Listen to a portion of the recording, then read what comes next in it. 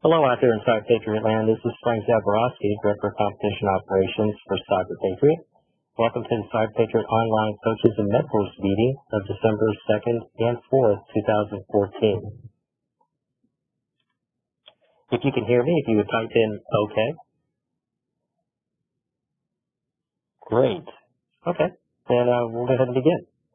These are the meeting highlights for today, and we're going to have a guest speaker near the end, and that's the Cyber Patriot 6 Coach of the Year, Ken Steffi, who will give some coaching tips that maybe not will help you, or maybe not will be a help for this season, but possibly to help you prepare for next season. As always, Cyber Patriot is part of the Air Force Association. Our commissioner is Bernie Scotch. I'm Director of Competition Operations. With us today, we have the Manager of Competition Systems Cyber Training, Ryan Smith. Hey, Ryan. Hello. And our Competition Operations Coordinator, Jason Scotty. Hello. And our Acting Manager of Program Administration Events, that's Leslie Walzak. Hey, Leslie. Hi, everyone. And then we have Sponsorship and Outreach Coordinator, Rebecca Dalton-Beck. Hello. Well, great. We'll go ahead and talk a little bit about the coach's role. Remember, competitor protection is the foremost responsibility of our coaches. You are the person responsible for the protection of the people on the team, and that's protection, online protection, as well as physical protection of them. Competition integrity is one of the hallmarks of Cyber Patriot, and our coaches and mentors are the ones that make it happen. That's ensuring that the integrity of the competition is not compromised by following the rules and ensuring that our students have ethical understanding of what it means to compete in a nationwide competition. And then finally, coaches are the official point of contact for the teams. This WebEx is provided to us by a Cisco system. This meeting will be recorded and will be released by the end of the week. The presenters, that would be us, will use audio. The participants will use chats. Please avoid using private chat rooms. Sometimes it's confusing, and we don't get back to some of the questions that you ask, even if they are good ones. And if you could hold your questions till the end so everyone can concentrate on the brief, that would be appreciated. Okay, well, we're ready to start. First thing we'll talk about is outreach with Rebecca Dalton-Beck.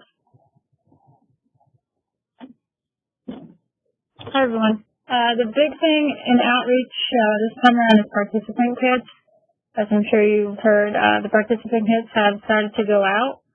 We've shipped about half of them so far, and it's a little different this year than it was last year. This year, boxes are packed per coach, not per team. So even if you have multiple teams, you'll receive only one box, and that box should have enough gear for all of your competitors, mentors, and you yourself, the coach. If you're part of LUSD, you're not included on the list that's pictured there on the right.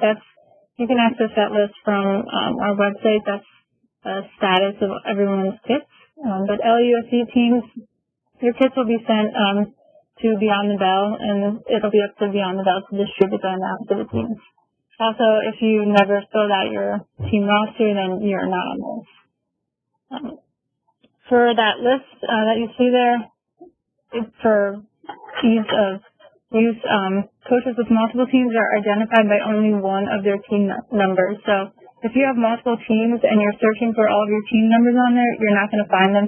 Only one team number per coach is listed there, and that will basically cover all of your teams. Because like I said, it's only one box per coach this year. So once you get your box, this is what you can expect to find in it: a t-shirt, a challenge coin, a lapel pin, a pen, a USB color-changing mouse with this picture there on the right, also sunglasses, and then every competitor and mentor and coach will get a participation certificate. Also from the announcement page of our website, you'll find a template for that certificate. If you wanted to actually print students' names on there, you can go ahead and do that. We do recommend you practice first on a blank sheet of paper so you know which way to put it in through the printer, but there's a template so you can type out students' names and they'll print out nicely on the certificate. And then the last thing is a fact sheet about the Air Force Association. So if you have any questions about participant kits at all, you can email info at uscyberpatriot.org, and you can probably direct it towards me since I handle all of those inquiries. And then last but not least, and as always, the CyberSentinel. If you have any news to share that you think is worthy of the CyberSentinel, please submit it to us via info@uscyberpatriot.org. That's all I have for outreach, so I'm going to hand it off to Leslie for registration. Hi everyone, I'll be very brief today since registration is over, except for mentors and team assistants. I'll remind everyone that competitive registration is a very important part of our program. It's how we get a lot of really useful data to help us make the program better each season. So if your competitors have not yet filled out their questionnaires, you'll see that they are listed as not registered on your dashboard. The deadline to have them fill out those questionnaires was November 5th, so at this point it's really well behind the deadline, but we still really appreciate that information from the students. There's a short questionnaire that they just get in an email. They should have automatically received that email when you added them to your roster, but if you need to resend the email or change the student's email address because there's a typo or they're not checking it or whatever it may be, you can do that all on your dashboard. And please, again, just ask them to check their spam folders and look out for that survey and complete it. The other main thing this has bearing on is the MSDN access. We will not give any unregistered competitors access to MSDN, and I'll talk about MSDN here in a second, but that's just another motivation to get this done. So just make sure your students know to look out for this, and please log on and resend those if you need to. So MSDN is the Microsoft Green Network. We refer to that as MSDN basically throughout the program, but it's just a cool educational tool that Microsoft gives our participants access to as part of their sponsorship of our program. And it's basically a storefront that the fully registered mentors, coaches, and competitors can access and download Microsoft products at no cost. So it's basically like a free storefront. A lot of those have 2-year licenses, but it's still a really, really great program and a really generous program that Microsoft offers. But again, those accounts are only issued to or renewed for fully registered current coaches, mentors, and competitors. Coaches, at this point, you're all verified in the career, so you already have these accounts. I just issued them as recently as Monday, so if you're fully approved or your competitors are fully approved or mentors, they absolutely have accounts. Please just tell them to check their spam for this @cavuto.com address. All those accounts have been issued, actually several times a week over the last 2 months or so, actually since the summer. But anyway, so everybody should have those accounts that has earned those accounts through the complete registration process, and that's just a neat tool to be aware of. And the last point I'll make before I transition over back to the competition staff here is that mentor and team assistant registration is rolling. So all rosters have locked and team, deadline is well past and everything. If you find a parent or somebody in your community who wants to get involved or wants to help train the team for the rest of the season or guest lecture a couple of times or whatever, absolutely send them in the direction of our website so they can sign up as mentors or a team assistant and get access to those MSDN products and things. And get recognized as a registered mentor, and they can probably use those volunteer hours through their business or, college student as volunteer hours. So just keep in mind that that's rolling. And I'll go ahead and pass it over to Ryan.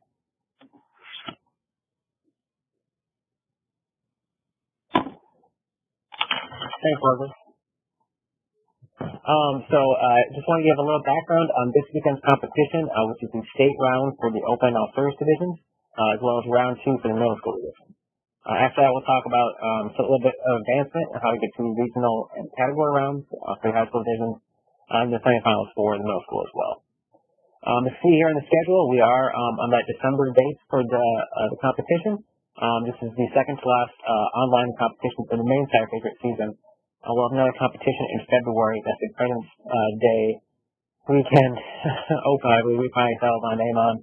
We'll have more information about that as well as we go along. But here are the challenges this weekend's round. All teams should receive the image download instructions email at this point. You can see the state round there. There's an Ubuntu, a Windows 7, and a Windows Vista image, as well as a Cisco networking challenge. There's a quiz for teams in all tiers. The teams in the Platinum tier will have a packet tracer activity in addition to that quiz. So make sure you keep that in mind if you're a Platinum tier team. Round 2 will have very similar images, but slightly different. As you can run through this, there's a Windows 8 instead of Windows 7, as well as Cisco Networking Challenge as a quiz only. I believe the high school images were sent out on Monday, and then the middle school images sent out this morning. If you haven't received those, if you haven't received those emails yet with the download links, please send an email to cpoc@usipatriot.org. Make sure you get that to you right away. Just a few notes about the state round. A lot of this should be familiar to teams at this point, since a lot of you are very engaged in one or two of the rounds so far. There are countries of windows. All the windows are the same as they were for previous rounds.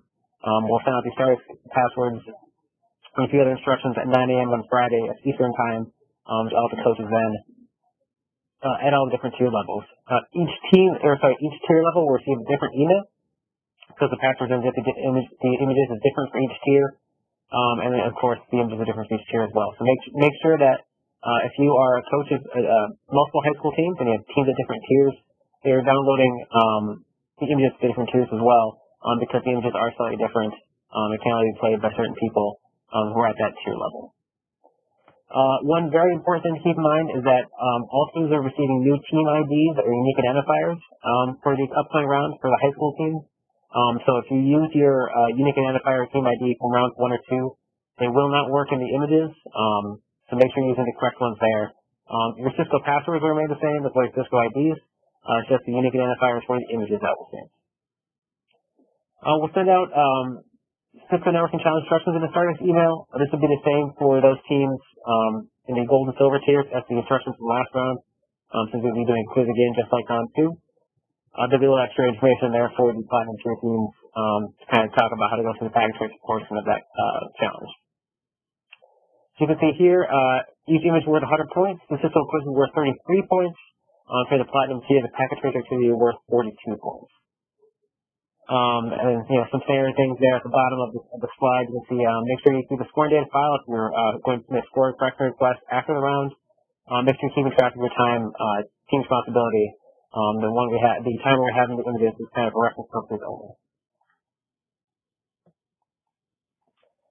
Middle school division round 2, very similar ideas. Of course, there's not a packet tracer activity in this round, so note that you have the 3 images here worth 100 points each, and Cisco quiz worth 33 points. Yeah. All right. A little more information about the Cisco portion of the challenge. Make sure you're using your team username and password if they're not the coach and mentor username and password. The team username, which will be sent in the startup email, will start with a 07, just like your team number. It'll probably look very similar to your team number. It'll be 07, dash XXXX CP, rather than the number with no CP. And the coach name has the coach username has the coach's name basically as the body of that. So make sure you're not using that information. That's just for training purposes only. The high school state round, the quizzes and the packet tracer activities will come from modules 5 and 7 of the Cisco training materials. Those are available on Cisco Networking Academy website. The middle school challenge will focus on modules 3 and 4 of the training materials. I'll just briefly go over this slide because, again, I know many of these teams have already competed. The big 4 rules of competition are your images must be deleted by the end of the round unless you're informed otherwise by CyberSentinel Program Office. For example, if you're submitting a score correction request. 2, teams that have a single 6-second hour period for work. So if you start at 1 p.m. on Friday, you must finish by 7 p.m. that day. So all images and challenges must be completed within that time. You can't do anything outside of that period at all. Teams may have 1 instance of each image open at a time. So if there's a Windows 8 and Windows Disk image in your round, and you can have 1 of each image open at a time, you just can't have 2 of the same image. So not 2 Windows 8 images, for example. And finally, if you have any network connectivity issues, the best thing to do would be first to contact your IT department network administrator, and then from there we'll be happy to help out as much as we can. But because a lot of that is a local issue, there's not a whole lot they can do a lot of times, but we'll do the best we can to make sure you can go.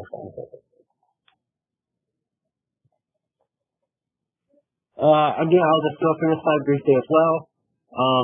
Make sure that your team is focusing on other skills, not just cybersecurity. Time management is very important, especially at this point, since some teams have 5 challenges in this round, for example. Teamwork as well to make sure that you're getting the most your bang for your buck, if you will, from the team members on your team. Also, remember to take notes. If you ever have to restart an image because an instance becomes corrupted, you will have to restart from 0 on that image. So if you have notes, you can very quickly regain those points, move on through the competition. If you are going to submit a score correction request after the round, we look more favorably if you have scoring data from your image. Here's information about how to back up that scoring data. This also in the instructions document that came in the emails yesterday or today as well. So if you have that document, you'll be able to see this information. The public scoreboard will again be available during this round. Unlike previous rounds, for the high school divisions, this will also include the tier designation. So teams will be able to sort by tier. There also, there's a drop-down menu up where it says all teams in division. That will say tier as well, where you can look at just teams in your tier level and see who you can see. Also keep in mind that this scoreboard only shows image scores. The Cisco score will not be on the scoreboard at any time. Only when we release final scores after the round will the image and Cisco scores be combined for all teams. All right, I'll move on now to talk about some future rounds of the competition, look at advancement and awards, as well as that President's Day Open that I mentioned previously. So the first thing I'll talk about are the tiers and advancement for the Open Division. As you know, we're in the state round for the Open Division right now. All teams compete in this round at different tier levels, platinum, gold, and silver. And advancement to the next round, which is the regional round, depends on your state round score only. So your round 1 and 2 score, they do not matter at this point in terms of advancement. They just matter for your placement going into the state round.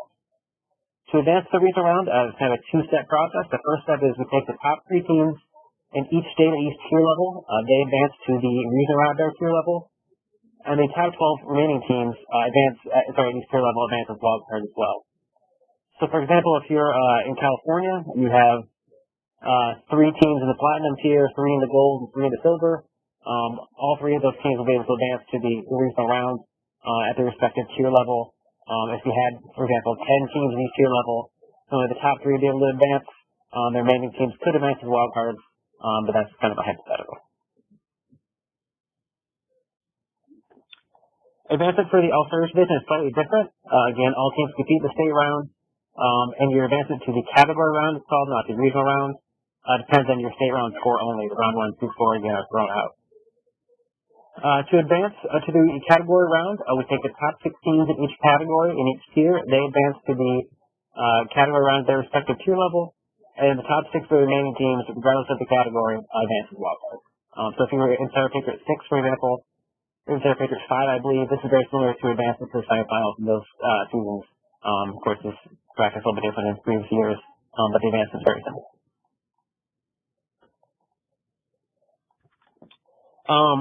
Now we'll talk about state awards, which are awarded. Basically, teams will be awarded after the round. They'll know if they won a state award.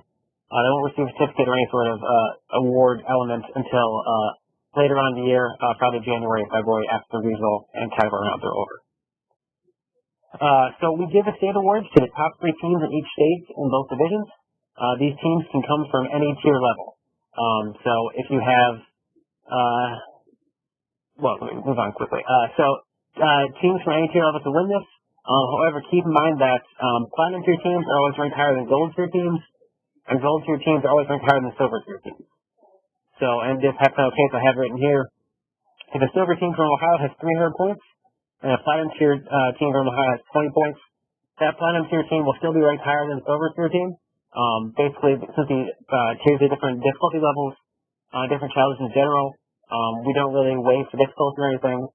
So we just say platinum goes on top and gold and silver. So the top 3 teams in a state, if you have a team, for example, 1 team in the platinum tier and 2 teams in the silver tier, those 3 teams can all win state awards. Just the platinum tier would be number 1, and then the 2 silver tier teams would fight out for second and third place in the state. Now there's state round tier certificates as well. These aren't awarded for the best in state necessarily. This is just given to all teams that advance out of the state round in both divisions. So it's those top 3 teams meet state, meet tier level, or it's the wild card teams that we talked about previously. For that 3-all service division, it would be the top 6 teams in each category, plus the 6 wild cards in each tier level. And please note that the middle school state awards are based on semifinal score. They won't be based on round 1 or round 4, for example. Here's the advancement for the middle school division. All teams compete in round 1 and 2. Round 2 is, of course, this weekend. We add these scores together, and the top 50% of teams advance to semifinals. It's much simpler, as you can see, than the open all-service division. And we go from there. All right, finally, I'll talk about the President's Day Weekend Open. This is in February. The scores for the Patriot 7 season do not factor into participation in this at all. All teams participate in the President's Day Weekend Open. Basically, this will focus on both Cisco and Vital challenges. There won't be any images or anything. All teams, all divisions can compete. It will be the weekend of President's Day weekend, and then we practice round at the end of January. We'll have more details about this as we go along.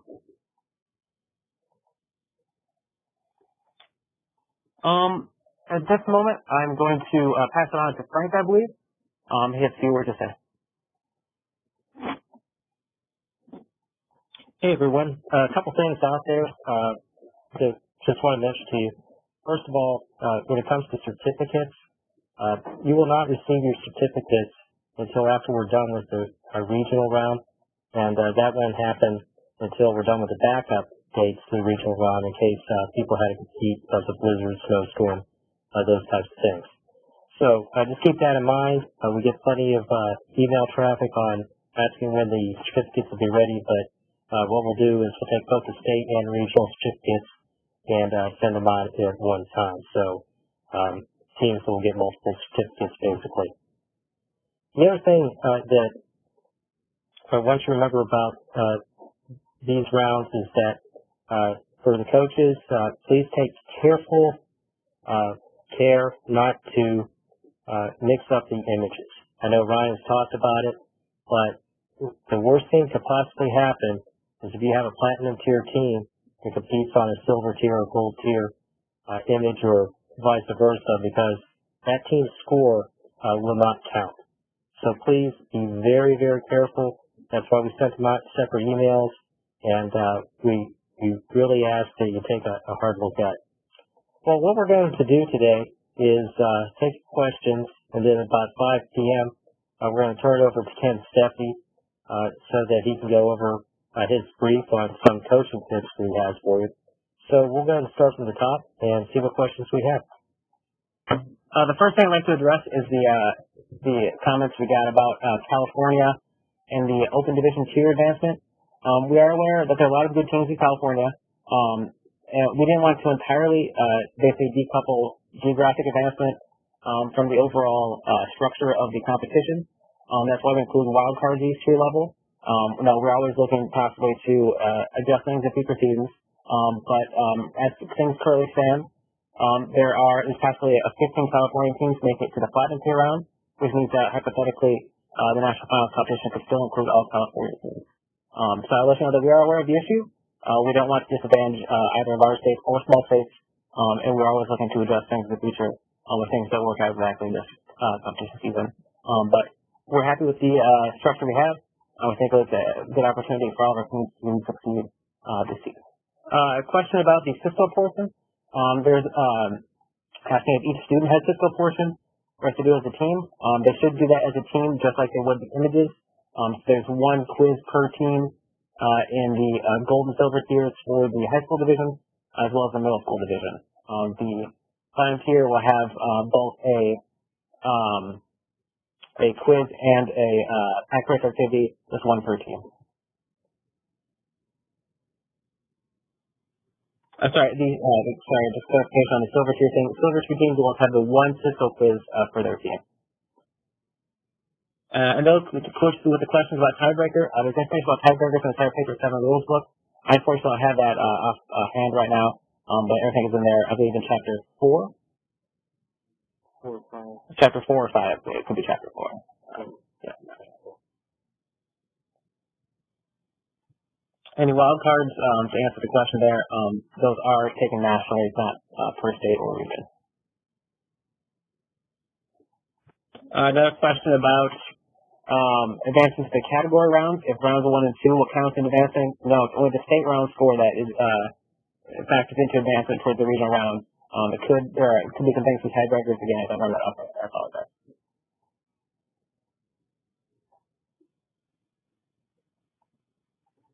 A question: if there are less than 3 teams in your state at your tier level, if all teams advance to the next round, yes, that is correct. A question about the new team ID attachments. They have not yet been emailed. They were not in the download instructions emails. They will be in the startup email flow on Friday. We have a question about if possible to determine the number of teams in each tier per state. We don't have a breakdown of that available right now. If you have a question about a specific state, if you could please email cpoc@cyberpage.org, you can get that information. A question about Vista. Right now, Vista is a component of this round as it was for round 2 of the competition for the high school. It will be in round 2 of the middle school as well. We're looking to give teams a wide variety of different images to be familiar with. We do understand that it may not be as common as Windows 7 right now or Windows XP in the professional workspace, but teams will students may encounter in the future. So I want to give them kind of a wide array of different things to look at when they're competing this season.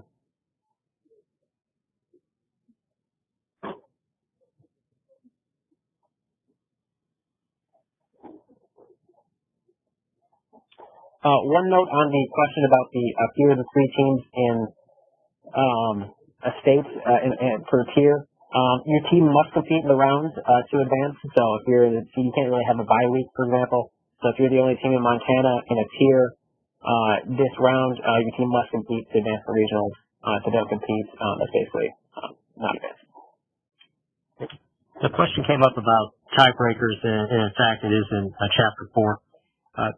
Basically, when it comes to a tiebreaker, the network security challenge, which is the images part of the competition, will determine who the winner is if there's a tie. If the teams had a tie score in the network security challenge, then we go back to the qualification rounds, and a team with the highest total score in qualification rounds will be placed ahead of the other tied teams. Now, one of the things to keep in mind, though, is that the tiebreakers are a little bit different for each one of the rounds.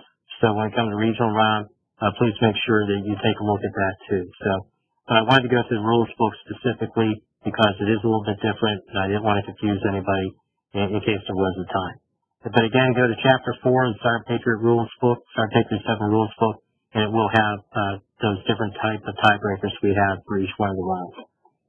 Okay. Well, with that said, we have a guest speaker today. That guest speaker is Ken Steffen.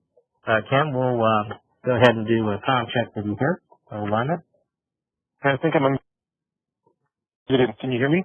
I can hear you. We'll go ahead and push your slides here, Ken. Great, thank you. So thank you for your time this afternoon. I'm Ken Steffen. I'm an instructor with the U.S. Naval Sea Cadet Corps. If there's a question I can help with anyone, questions, or information, you can see my web email address there, steffiweb@wixom.net. I'd be glad to help anyone that has questions. Next slide. So today we'll be talking about cadets or students. I'll use the term sort of, the same throughout the presentation here. Talk about training specifically and competition. Next slide, please. So when I look at the cadets and students, the way we work with our team is really look at individuals as part of the team. So we want to build team, but also I spend a lot of time thinking about who the students are and the types of students and the different needs that they have in regards to the competition and the training that happens. So the obvious ones are middle school and high school. I have a middle school team. We had a middle school pilot last year with 2 students, so that was interesting for us to get going. And I have a high school team as well. And those are different things. You'll see throughout the presentation, I'll talk about the middle school team. You need to take breaks more. But just material level, the attention spans and things like that, you have to treat them a little bit differently. I love working with middle schoolers, though. They're very eager. in many ways. They have some great questions very often, and I think we can work with them. I'm glad that the competition experience with that, and I'm very excited about the work we're doing with the elementary school pilots coming up here to push the program even to and high schools, of course. I think most of the high school teams. So beginners versus advanced students.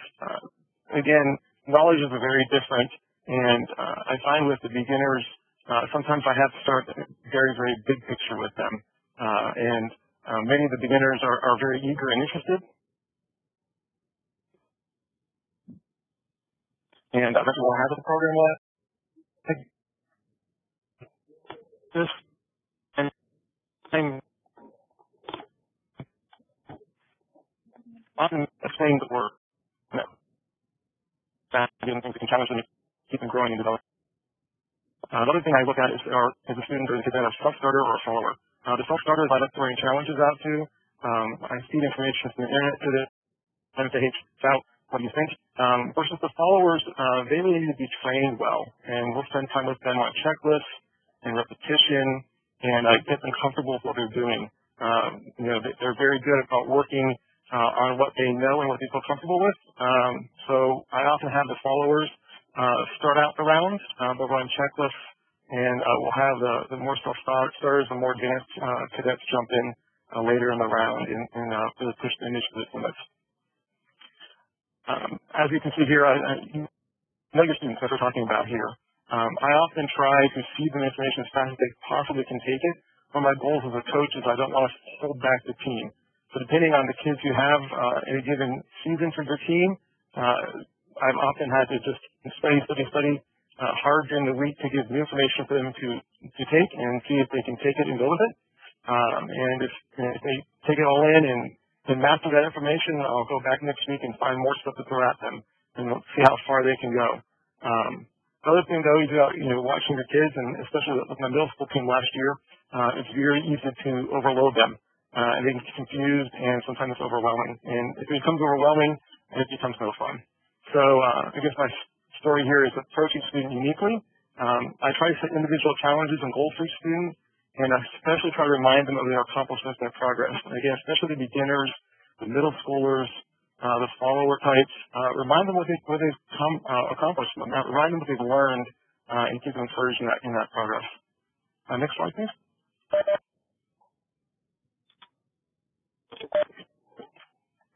We're a very student-led organization, so we have the students instruct the new students as much as possible. Teaching others reinforces their learning, and it's very fun to watch them, especially the advanced cadets that think they know everything. When they go to try to explain it and answer questions from some of the newer students, they realize that they may not know everything they thought they learned, or it makes them really think about how to express the information in a different way that they maybe haven't done it before. So that's always good. Even with the beginners, the ones that started last year, this year we had our open houses, and I had them showing the cadets, the prospective cadets at the open houses, and it really made them understand that they're getting someplace, that they've accomplished something, that they've learned something over the prior year, and it's great to see some of the lights come on with them. And even though they're some of the less experienced kids in the teams, they realize that they really did learn a lot last year, and it gave them a sense of accomplishment. So Cyber Patriot is an outreach program we talk about, so we always encourage the new and experienced to come and learn. But just be patient and realize that it does take time to teach them, and sometimes, like I said, we have to go pretty big picture and start very, very basic sometimes with them. Another thing I want to say is to review the competition rules and guidelines and look for teachable moments regarding cybersecurity and ethics. We generally start out with a sort of a state of the country or the news, current events at the beginning. It's often a good teachable moment because there's generally some sort of cyber news every single week we can talk about. So we talk about that. With new competitors join the program every single year, we need to teach them the rules and why the rules are there so they can internalize these and really let them guide their actions during the competition. We want them to understand what we're trying to accomplish and why we. And advanced students, I often find guidance to what is. Ken, you just broke up on the last paragraph. I'm sorry? Can you hear me now? You broke up on the last paragraph. Could you just repeat that? Okay, sorry. So I said the new competitors that join the program each year need to be instructed. And one of the things we want to do with instruction is to give them a sense of the rules so they can internalize these rules and guide them when they're actually competing in the round, so they know sort of what they can do, what they can't do for fairness and things like that. And then the advanced students, I find that we need to guide them. Both the mentor and I will talk with them, and they're learning skills, and they have some great talents. So we make sure that we have them, properly guided so they know what is appropriate behavior for ethics and what is perhaps not the proper thing. And again, these are teenagers, so they're still forming their understanding of the world, how to fit into that. So we always try to find time to discuss ethics and what's appropriate behavior. Next slide.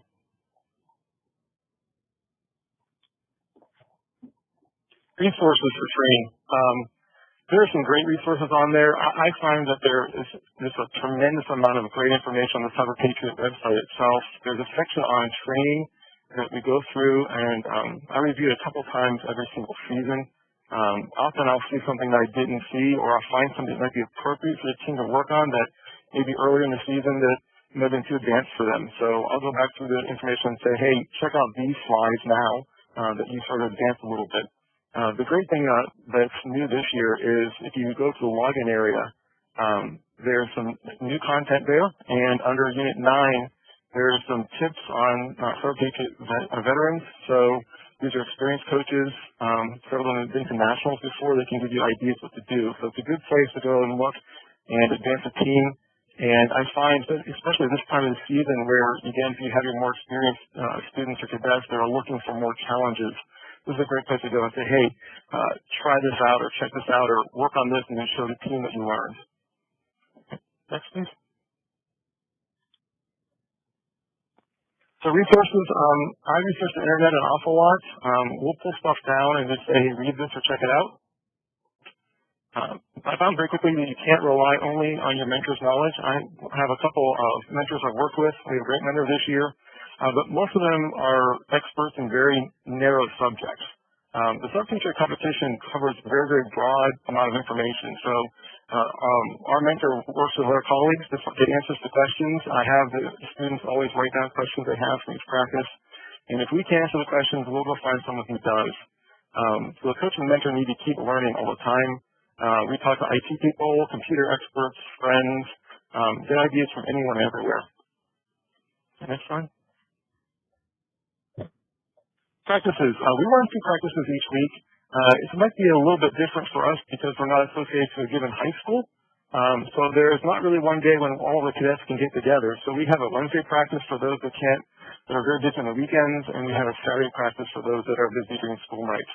So we have to do that to accommodate the students.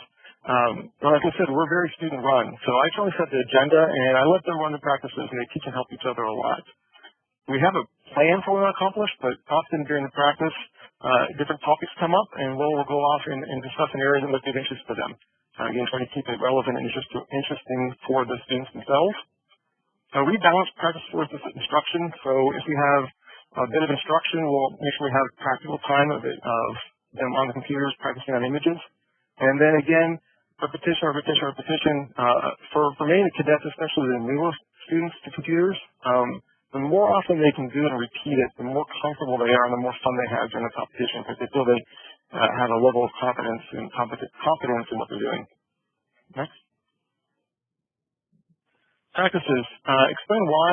And I find that this generation in general really wants to know the big picture. How does what they're doing fit into the big world? Why are they doing it? And so context is real important. Things that I've learned the past year. I train on resetting the images in competition. Invariably, at some point, they're going to lock themselves out or crash the image. And besides taking good notes to get the points back again, it's important to be able to know how to go ahead and reset that image and start over again in the competition round. We also train on connectivity issues. It's hard how to figure out why you're not connected to the internet or network. It's the most frustrating thing in the world for a coach when you can tell that the host computer has connectivity, but the image has lost connectivity, and you know you can't have them. So we train that so that they can at least get themselves back connected up again and competing and getting on the scoring system. Next, please. Preparation. We have instructors from the program office. They do a great job and they cover all of the questions. So often if I have questions or I have a problem, I can generally go back to the instructions and the answers are there.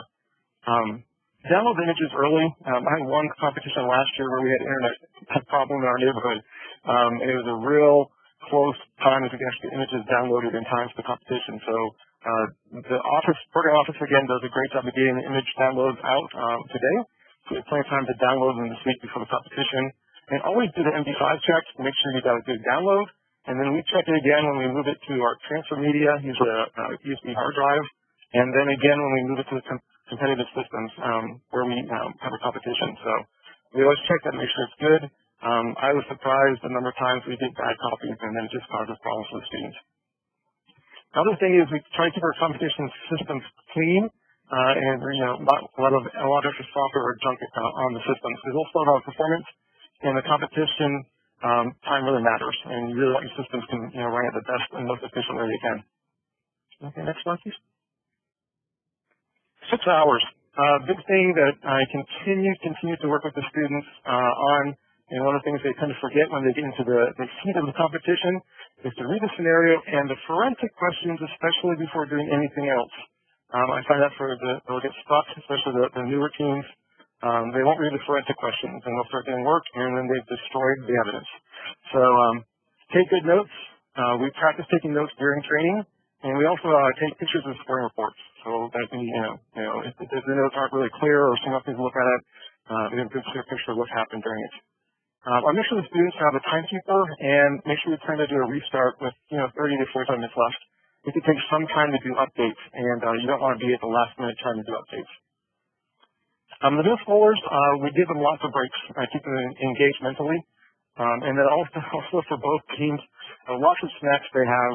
I found that if we can limit the sugar early, that they do much better over the 6-hour period. It's a long time, especially for middle school kids. So if they keep the sugar until the second half of the training, they tend to do a lot better over the whole 6 hours. Next. Post-competition. We review and learn from every single round. So whatever scored for the round on whatever images we have, we, in the next 2 weeks, will train the whole team on how to score that image and have them practice doing the work on a practice themselves. Again, this is the students. They'll explain how they went through and they addressed a certain vulnerability or they, did a certain action. And it's kind of fun to watch them and they'll say, do this, this, and this, and being you have points. So, they have a good time doing it, they have a good time sharing, and then we make sure that each of the students gets some practice doing that actual activity so they can feel confident doing the same work for future rounds. We also figure out what vulnerability categories we missed and spend time working in those areas in general. And then for us, we make sure that every cadet student, that they know the basics for the operating system and then for each operating system. So whether it be, Ubuntu, Linux operating systems or Windows, that every student can go in and do the basics of, the users and passwords and things like that.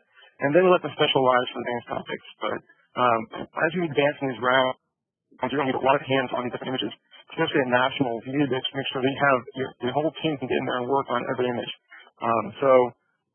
We make sure that all the cadets can work on the basics of the images and the operating systems. And then have a specialist mentor the new students. I always make sure that if I have a networking specialist, that he or she is working with a freshman or sophomore to make sure that they're being trained up so when they graduate, we have some continuity. I think the biggest thing for me that I've learned is that it's critical to build the knowledge into the team year after year. This is not a sprint, it's more a marathon. And for a new team and trying to build a team that can be competitive nationally, you really got to just keep learning and making sure that knowledge is passed down to the younger students so that they continue to learn and grow. And that's what I have. Thank you very much. Well, thank you, Ken. We sure appreciate your time and bringing a little bit of knowledge. If our seasoned coaches want to make a brief at some point during these coaches meetings, by all means, contact the Cyber Patriot Program Office, and we'll see what you want to talk about. And if we have the opportunity, we'll set you up to talk. And one of the questions that did come up, do we have the students do the MD5 check or the coaches? The answer is that either one can do it because it's an administrative thing to make sure that your image is complete when you download it. So there was a question here or a statement from Paul Johnson asking if there was any advantage to finishing early. Yes, if you go back through the fourth level of tiebreakers, there is an advantage of finishing early. Let me check, see if we had any questions up above the line.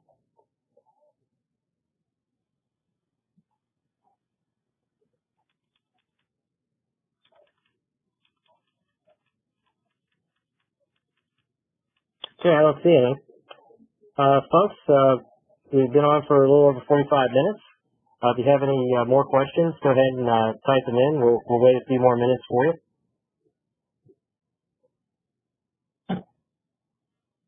So while people are typing in questions, one of the things I want to say, and I always try to say, is thank you very much to all of our coaches and mentors. We realize that you have full-time jobs out there. One of the great things about being in a nonprofit is that we're mission-driven, and we're here to support you. So give us some feedback.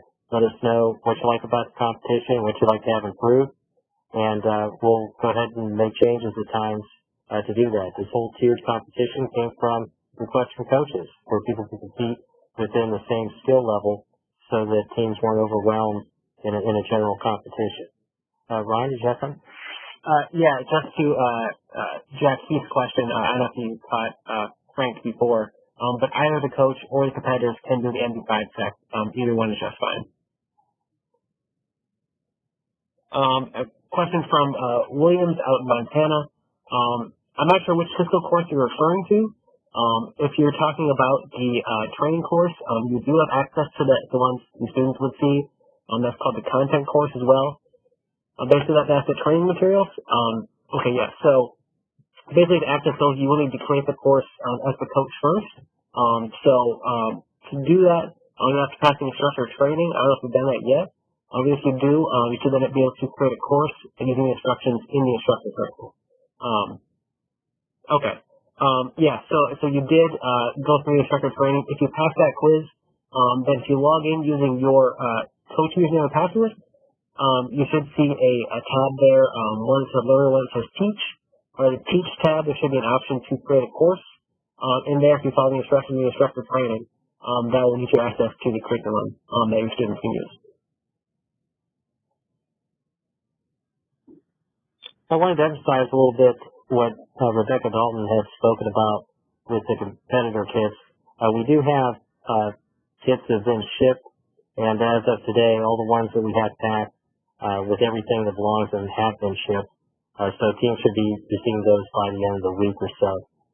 One of the things we're waiting on right now is to get our mics in, so that won't be until a little bit later, but we will send those competitor kits to you, so if you have any issues, please contact us. And if I can just add on to one thing that Frank was saying, as far as the kits that are waiting for that last item to be placed, we got word from the vendor that the item should be arriving probably within the next week or two. If we get it with enough time before Christmas break starts, we'll try to ship out as many as we can. But once we run into that week where Christmas is, we probably will hold off on shipping until after the holiday break because schools are closed and the packages will be sent back to us. So it's possible that you may not get your kit until first thing after the new year, but like I said, we are trying to get those out as soon as possible. So we'll keep you posted probably through Facebook and emails.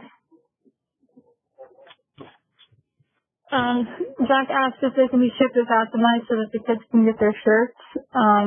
We'd rather not do that just because it is a large shipping cost for us to have to reship, 400 plus packages with just the mice.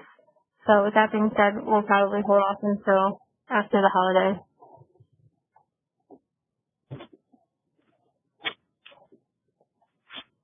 one thing that I wanted to mention also is the President's Day Weekend Open is open to all teams. So if your team is not fortunate enough to make it to the regional round or the category round, by all means, circle the date for Valentine's Day Weekend, which is also President's Day Weekend.